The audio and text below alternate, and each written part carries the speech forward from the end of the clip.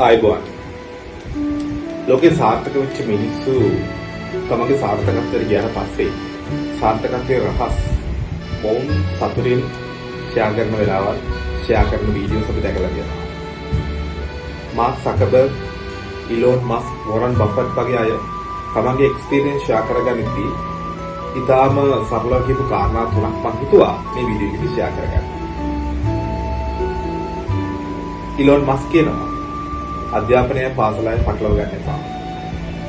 පාසල එමෙන්න අධ්‍යාපනය ලයිෆ් එක නොවන බව මතක තියාගන්න. එතකම මොටිවේෂන් එක අභිප්‍රේරණය තමන් උපරිම තැනක තියාගන්න. නිරන්තරයෙන්ම ඕනම ක්‍රියාවකදී මධ්‍යස්ථ මත දරනකෝ මධ්‍යස්ථ මතයක් දරන්න උත්සාහ කරන්න එපා කියන කාරණා.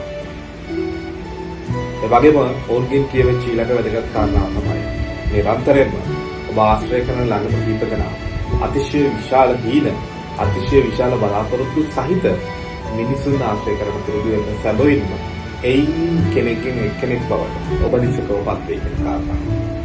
ධනාත්මක හිතන ඔබට අතිශය ලෝක දියුණුවෙච්ච කීප දෙනෙක්ගේ අදහසක් තමයි ෂෙයා කරගන්න.